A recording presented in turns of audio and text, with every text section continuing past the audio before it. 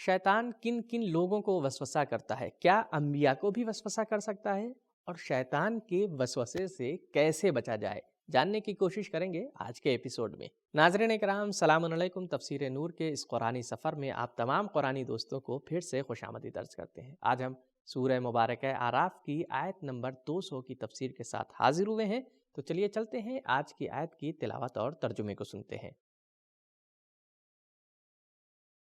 كتاب أنزلناه إليك مبارك ليدبروا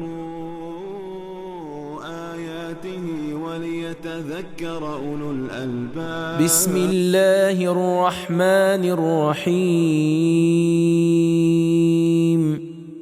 وإما ينزغنك من الشيطان نزغ فاستعذ بالله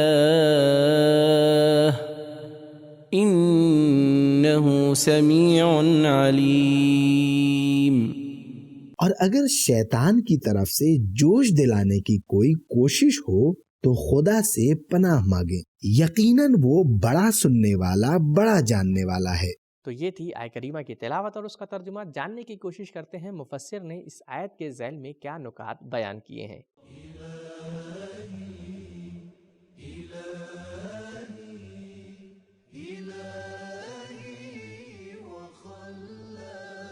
نکات: نزغن کے معنی ہے کسی کام میں فساد پیدا کرنے اور ماحول خراب کرنے کے لیے شامل ہونا۔ اسی سورہ کی آیت نمبر 16 سے 27 تک شیطان کے حضرت آدم کو وسوسے ڈالنے کا تذکرہ ہے۔ سورہ کے آخر میں بھی شیطانی وسوسوں سے خبردار رہنے کے لیے کہا گیا ہے۔ اس سے پہلی آیت میں جاہل لوگوں سے منہ موڑ لینے کی دعوت دی گئی تھی، جس پر رسول خدا صلی اللہ علیہ وآلہ وسلم نے جناب جبرائیل سے سوال کیا، غصے کی حالت میں اس پر کیسے قابو پایا جا سکتا ہے؟ تو اس کے جواب میں یہی آیت نازل ہوئی۔ تفسیر نمونہ اور تفسیر المنار۔ اللہ کی پناہ میں جانا صرف کلمہ اعوذ باللہ کہنے سے نہیں ہے، بلکہ یہ ایک روحانی رابطہ ہے۔ توکل کرنا اور خود کو پروردگار عالم کے سپرد کر دینا ہے۔ اگرچہ انبیاء علیہم السلام سب کے سب معصوم ہیں، لیکن شیطان ان کے لیے بھی وسوسے ڈالنے سے نہیں چکتا۔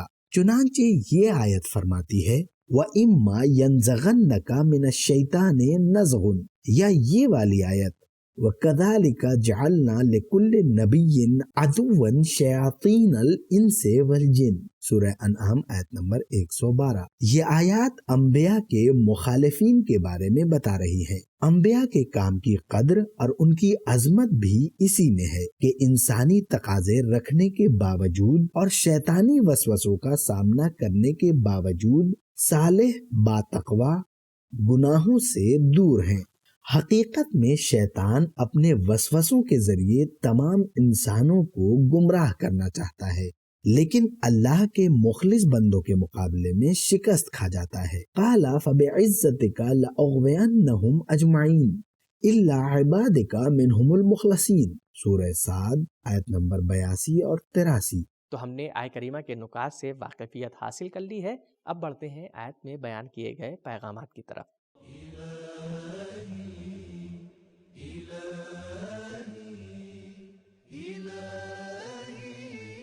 پیغام: گناہ یا وسوسے کا فرض کر لینا یعنی مان لینا اس کے ہونے پر دلالت نہیں کرتا، بلکہ مقصد صرف متوجہ اور خبردار کرنا ہوتا ہے۔ اما کا لفظ شرط کے سانچے میں ہے، جیسے آیت لئن اشرکت لیحبطن عملک، اگر شرک کرو گے تو تمہارا عمل تباہ ہو جائے گا۔